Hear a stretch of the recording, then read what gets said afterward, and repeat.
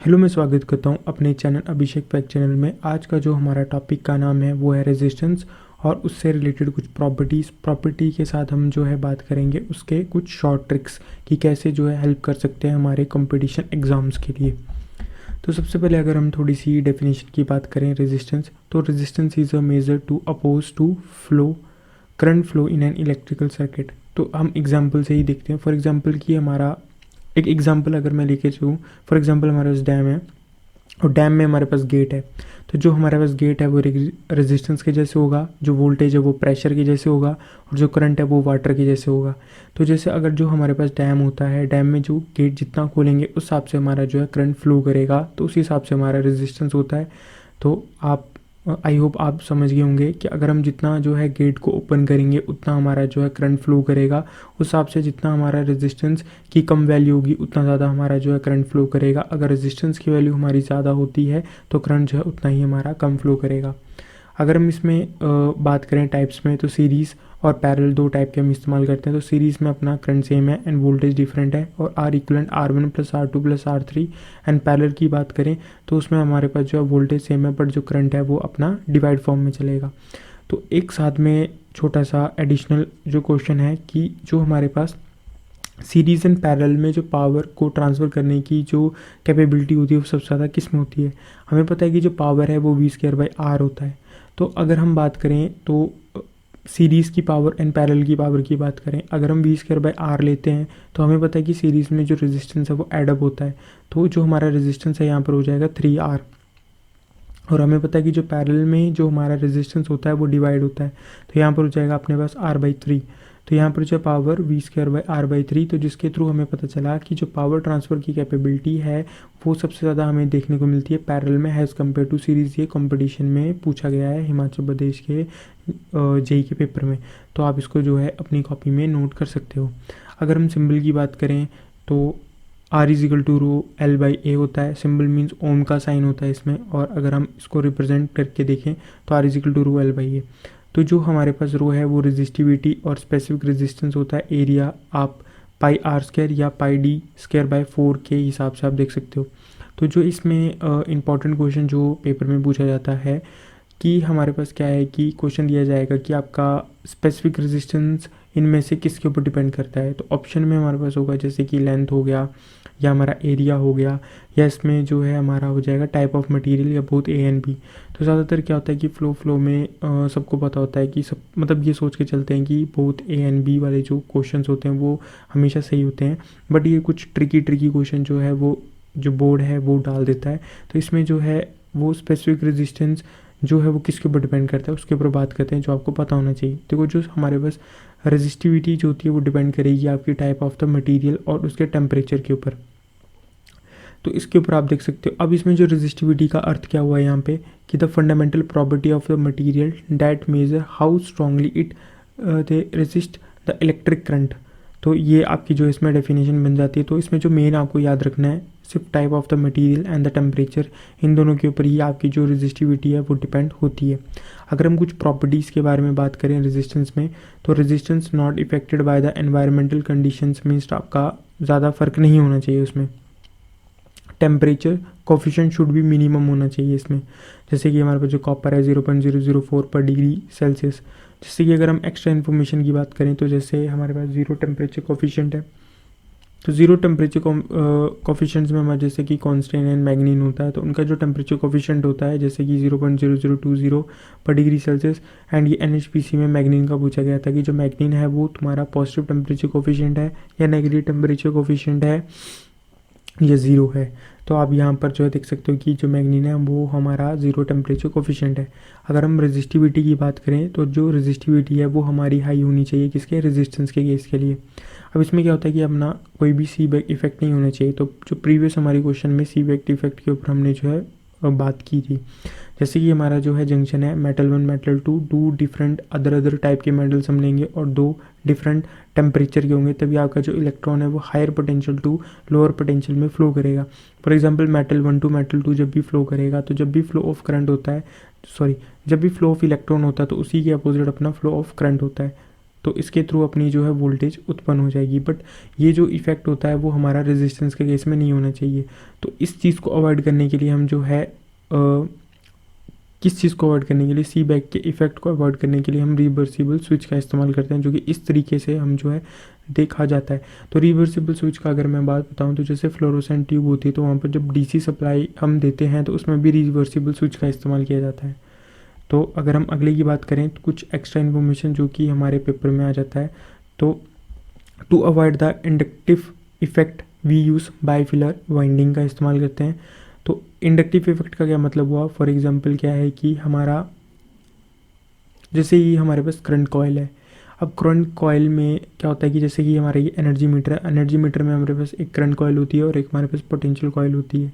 तो क्या होता है कि जब भी हमारा जो पोटेंशियल कॉयल होती है वो दो हिसाब से अरेंज की जाती है। अगर हमारा लाइट लोड है तो वो सोर्स के साइड में पोटेंशियल कॉयल होगी, और अगर आपका हैवी लोड है तो वो लोड की साइड से जो पोटेंशियल कॉयल होगी वो कनेक्टेड होगी।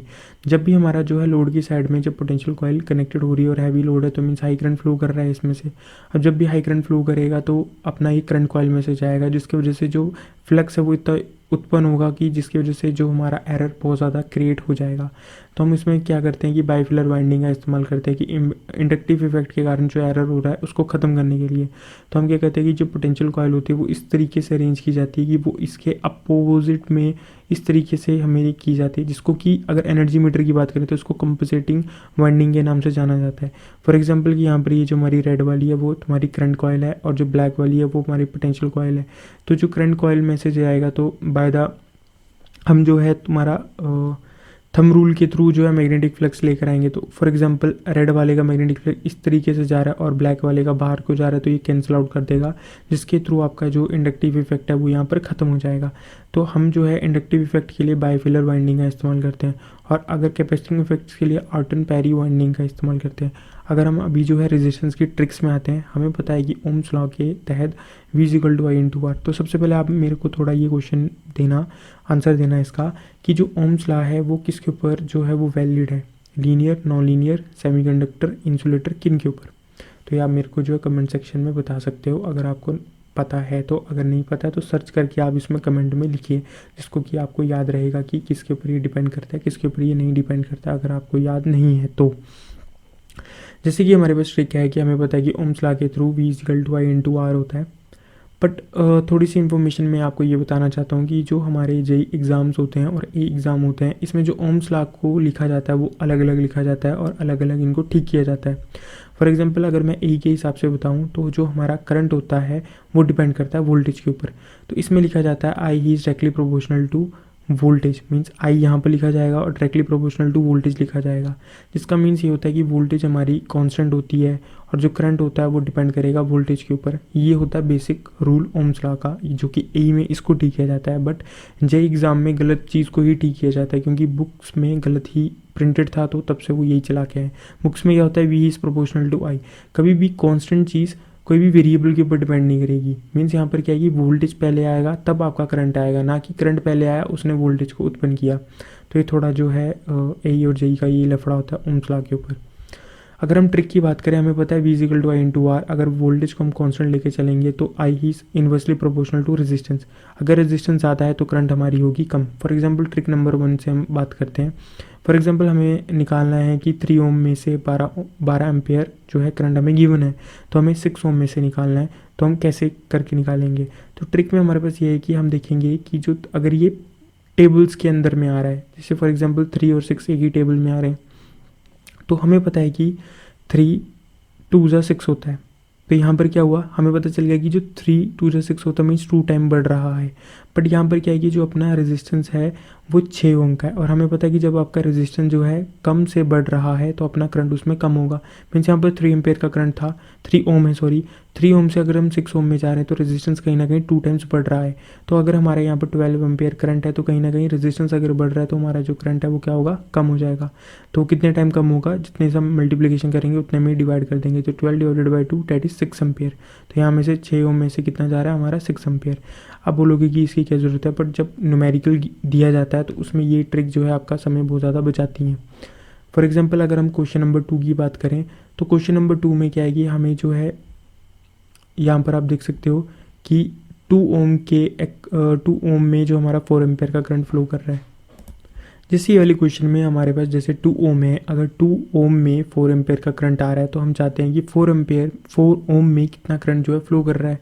तो जैसे ये हमें जो है निकालना है, तो अगर हमें सिर्फ ये गिवन है, अगर कुछ भी गिवन नहीं है तो बाकी हम कैसे निकालेंगे। तो ये चीज़ें जो है जल्दी ट्रिक के फॉर्म में सॉल्व होगी। हमें पता है कि 2 2 ज़ा 4 होता है, मीन्स यहाँ पर जो रेजिस्टेंस है वो 2 टाइम बढ़ रहा है, तो हमें पता है कि जो इसमें करंट होगा वो 2 टाइम कम हो जाएगा। तो मीन्स 4 एम्पेयर है तो 4 का डिवाइडेड बाई 2 तो मीन्स 2 एम्पेयर। तो ये 4 + 2 मीन्स 6 एम्पेयर। तो 5 ओम में से कितना जा रहा है हमारा, जैसे 4 हो गया यहाँ से एंड 2 हो गया यहाँ से, तो 6 एम्पेयर हमारा क्या जा रहा है, यहाँ से जा रहा है। अगर किसी को समझ आ रहा है तो वो ठीक है, अगर किसी को समझ नहीं आ रहा है तो वो थोड़ा, अगर वो देखना चाहता है तो देखे, वरना वो स्किप करके जा सकता है अगर नहीं आए समझ। तो अगर हम थर्ड क्वेश्चन की बात करें, फॉर एग्जांपल हमें आई निकालना टोटल करंट और हमें 6 ओम में हमारा 6 एम्पेयर का करंट फ्लो कर रहा है, तो हमें जो है इस तरीके से इसको निकालना है। तो अगर एक तरीका, तो अब कैसे करके निकालेंगे, तो फिर यही तरीका जो है आसान में होता है। हमें पता है कि यहाँ पर जो 6 एम्पेयर का करंट यहाँ पर हमें पता है कि यहाँ पर 3 2 6 हो रहा है, मीन्स यहाँ पर जो है 2 टाइम्स रेजिस्टेंस बढ़ रहा है। तो अब रेजिस्टेंस जो है कम से बढ़ रहा है, तो मीन्स करंट था 6, तो इसका मीन्स जो 3 ओम में जो रेजिस्टेंस है वो 3 ओम में जो करंट है वो कहीं ना कहीं ज़्यादा है। तो यहाँ अगर हम 3 से 6 में जा रहे हैं तो मल्टीप्लाई बाय 2 कर रहे हैं, और यहाँ पर जब हम 6 से इसमें देखेंगे तो मल्टीप्लाई बाय 2 से हम बढ़ाएंगे, क्योंकि यहाँ पर हम इस रूल के थ्रू देखें तो इसमें क्या है कि हमारा जो रेजिस्टेंस है जहाँ पर कम है तो करंट वहाँ पर ज़्यादा हमें जो है देखने को मिलेगा। तो ये हो गया 12 एम्पेयर। तो 12 + 6 18 एम्पेयर हमारा जो करंट है वो फ्लो कर रहा है इस वाले एक तरीके से सर्किट में। तो अगर हम इसमें अभी 18 एम्पेयर में निकालना है, 18 ओम में निकालना है कि कितना करंट फ्लो करेगा, तो हमें क्या करना पड़ेगा, इसको पैरेलल, तो वही करेंगे हम। इसमें जो है 6 मतलब इसमें आ जाएगा तुम्हारा 9 ओम आ जाएगा और इसमें 18 ओम आ जाएगा। तो हमें पता है इसमें 18 एम्पेयर का करंट फ्लो करा है। अगर हम 9 से 18 में जा रहे हैं तो मल्टीप्लाई बाय 2 हो रहे हैं, और रेजिस्टेंस यहाँ पर ज़्यादा है तो करंट इसमें कम होगा। तो इसमें कितना कम हो जाएगा, 18 divided by 2 that is known as 9। तो 9 एंड 18 डेट इज़ 27। इसमें जो है टोटल आप देख सकते हो यहाँ पर, तो यहाँ पर 2 टाइम बढ़ा और यहाँ पर 18 था, तो यहाँ पर वो कम हो जाएगा और यहाँ पर हो जाएगा 27 एम्पेयर जो करंट। अगर अगले क्वेश्चन की अगर हम बात करें, फॉर एग्जांपल ये वाला जो क्वेश्चन है, तो इसको आप क्या कर सकते हो कि वीडियो को पॉज कर सकते हो, और वीडियो को पॉज करने के बाद जो है इसको अपनी तरफ से निकालने की कोशिश करना कि ये आपसे सॉल्व हो रहा है या नहीं हो रहा है। अभी आप देखोगे इस क्वेश्चन में कि हमें आर इक्विवेलेंट निकालना है, तो अभी आप जो है इसको सॉल्व करो, और अगर वो 5 सेकेंड 10 सेकेंड के ऊपर जा रहा है तो इसका मीन्स आप कहीं ना कहीं अगर हाई लेवल की कंपटीशन की एग्ज़ाम करें, जैसे एसएससी जेई आप बात करें या आरआरबी जेई, तो वहाँ पर आप बहुत ज़्यादा पीछे हो जाओगे। तो इसमें क्या है कि, और अगर आपने निकाला भी और इसमें भी गलत आ गया तब तो आप 1-2 हज़ार बंदे जो हैं वो आपसे आगे जो है गेन हो जाएंगे, मार्क्स में भी और टाइम में भी। इस क्वेश्चन को हम जो है 5 सेकंड में बात करेंगे। सबसे पहले हमें क्या करेंगे कि हमें पता है कि पैरेलल में क्या है कि 6 और x हमने एज्यूम करके रखा हुआ है। अगर हम पैरेलल में क्या करेंगे, मैंने लिखा है यहाँ पर जो टोटल रेजिस्टेंस है आपका वो 6 ओम से भी नीचे हमारा जाएगा। किस तरीके से, फॉर एग्जांपल 6/6 हमने देखा, 6/2 3, तो मीन 6 एम्पेयर और x, तो मीन 6 ओम से भी हमारा जो रेजिस्टेंस है वो कम जा रहा है। अगर हम 6 और 8 की बात करें तब 3.4 हो गया, और 6 और 1 की बात करें तो 0.8 हो गया। तो हमें ये पता चला कि 6 ओम और कोई भी हमने x ओम है तब भी हमारा जो टोटल रेजिस्टेंस है वो 6 ओम से भी नीचे आ रहा है। तो हम उसी ट्रिक का इस्तेमाल करेंगे। इसमें इस चीज़ को हमने x ले लिया, अब 6 और x हमें पता है कि इसमें 6 से नीचे आएगा, तो हम इसको एज्यूम करते हैं कि 4 6 एंड 3, तो हम माना कि चलो 6 से नीचे होना चाहिए था इसका टोटल रेजिस्टेंस, पर हमने 6 माना है। तो 4 + 6 + 3 कितना हो गया 13। तो हमें पता था कि इसको 6 से नीचे होना चाहिए, पर हमें पता है कि इसमें अगर 13 आंसर आया है तो 13 से नीचे इसमें आंसर होना चाहिए। तो अगर इसमें ऑप्शन उस तरीके से, तो ये ट्रिक आपकी जो है 5 सेकंड में ही काम कर जाती है। तो इसमें आपका क्या हो जाएगा आंसर 11। तो ऐसे ही क्वेश्चन जो है एसएससी जेईई में पूछे जाते हैं, तो उसमें जो है इस तरीके से आप सॉल्व करोगे तो आपका जो है समय बच जाएगा। अब इसमें बात करोगे फिफ्थ, अगर हम ट्रिक की बात करें तो ये इनफाइनाइट लैडर क्वेश्चन है। तो इसमें क्या है कि 1 2 1 1 2 1 1 2 1 मीन्स रिपीट चल रहा है, इसको भी उसी तरीके से इस्तेमाल करेंगे। इसमें x ले लिया 2 ले लिया, हमें पता है कि जो इक्विवेलेंट रेजिस्टेंस है वो हमारा 2 ओम से भी नीचे आना चाहिए, बट अब एज्यूम करते हैं कि इसको 2 ओम ले लिया है, तो 2 + 1 + 3 दैट इज़ 4, तो हमारा जो आंसर आना चाहिए वो 4 ओम से नीचे आना चाहिए। तो हमने ऑप्शन में देखो तो 4 ओम से क्या है 3.23, तो इसका आंसर हो जाएगा हमारा ये वाला। तो ये जो है ये कुछ ट्रिक्स होती हैं जिसके थ्रू आपका जो क्वेश्चन है वो जल्दी ईजिली सॉल्व हो जाता है। अगर इसमें कॉम्पिटिशन में अगर आप उतरे हो तो उसमें आप इतना तो नहीं करोगे कि 1 2 पेज सॉल्व कर दोगे, ऐसा नहीं करोगे, आपको जल्दी से जल्दी जो क्वेश्चन को सॉल्व करना है। आप क्वेश्चन को रट्टे मार के सॉल्व करो या कंसेप्ट मार के सॉल्व करो, बेसिक मुद्दा है कि आपको वो ठीक करना है। किस तरीके से भी आप जो है आपको वो ठीक करना ही करना है, चीटिंग करो जो मर्जी करो। अब अगले क्वेश्चन की अगर हम बात करें तो ये ट्रिक होती है कि जैसे इसका पैरेलल में रेजिस्टेंस निकालना है तो हम कैसे निकालते हैं। तो जैसे फॉर एग्जांपल पता है कि हमें 4 ओम है एंड 12 ओम है, तो हमें पता है कि 4 3 से 12 होता है। सबसे पहले हमें क्या करना है कि सबसे जो बड़ी रेजिस्टेंस है उसको ले लेना है डिवाइडेड बाय जितने में हमने मल्टीप्लिकेशन में किया था 4 3 से 12, तो 3 + 1 दैट इज़ 12/4। तो आंसर हमारा जो इसका पैरेलल में है वो हमारा कितना आएगा, आपका आएगा 3 ओम। अगर हम 7 ट्रिक की बात करें, फॉर एग्जांपल 16 एंड 48 है, तो हम ये तो थोड़ी नहीं करेंगे कि हम ट्रेडिशनल मेथड का इस्तेमाल करेंगे 1/16 + 1/48 उसको मल्टीप्लाई करेंगे, डिवाइड करेंगे, नहीं। या आप करोगे 48 × 16 डिवाइड बाय 48 + 16, तो ये थोड़ा लेंथी बन जाता है ये चीज़ें।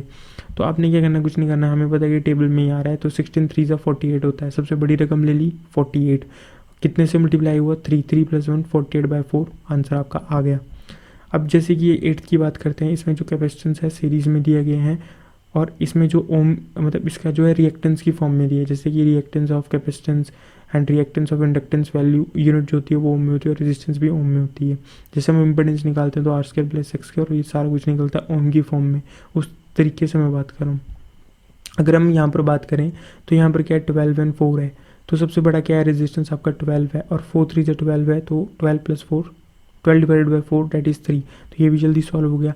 अब ये जो चीज़ें थी मैंने क्यों समझाई, जैसे ये वाले क्वेश्चन के लिए समझाई, तो अब ये वाला क्वेश्चन है, आप क्या करोगे, इसको पहले इन दोनों को पैरेलल में करोगे, वही 48 × 16 डिवाइडेड बाय 48 + 16, ये थोड़ी खतरनाक सी कैलकुलेशन हो जाएगी, मतलब कुछ के लिए डिफ़िकल्ट हो जाएगी और कुछ की अगर मैथ ज़्यादा अच्छी है तो वो एकदम कर लेगा, फिर उसको भी पैरेलल करेगा, फिर उन दोनों को ऐड करेगा, फिर उसका आंसर आएगा। तो इससे अच्छा इस ट्रिक का इस्तेमाल कर लेना। 48/16 वही था, मैंने बोला सबसे बड़ी कर लो, 16 3 ज़ा तो 3 + 1 4, तो 40 डिवाइडेड बाय 4 12, तो ये पता चल गया, ये 12 ओम आ गया। अब इसमें भी सबसे बड़ी रकम 25 4 ज़ा तो 4 + 1 that is 20/5 and that is 4, तो 4 + 12 16, ख़त्म बात। लगभग ये 5-8 सेकंड में हो जाता है और ट्रेडिशनल मेथड में 5-8 सेकंड में नहीं होगा, थोड़ा ज़्यादा समय लगता है। अब आप जो है इस क्वेश्चन को मेरे को सॉल्व करके देना, ये सब ओम की फॉर्म में दिया हुआ है, तो इसका आंसर आप बताना है कि कमेंट सेक्शन में कि इसका आंसर जो है आपका क्या निकला है अगर ट्रिक का इस्तेमाल करते हो और कितने सेकंड में आपने जो है ये सॉल्व किया है, इसको अच्छी तरह से समझने के बाद बताना, और दूसरे ट्रेडिशनल मेथड के थ्रू कितना समय लगा। तो आई होप अगर आपको ये जो है वीडियो अच्छी लगी होगी तो आप मेरे चैनल को सब्सक्राइब कर सकते हो।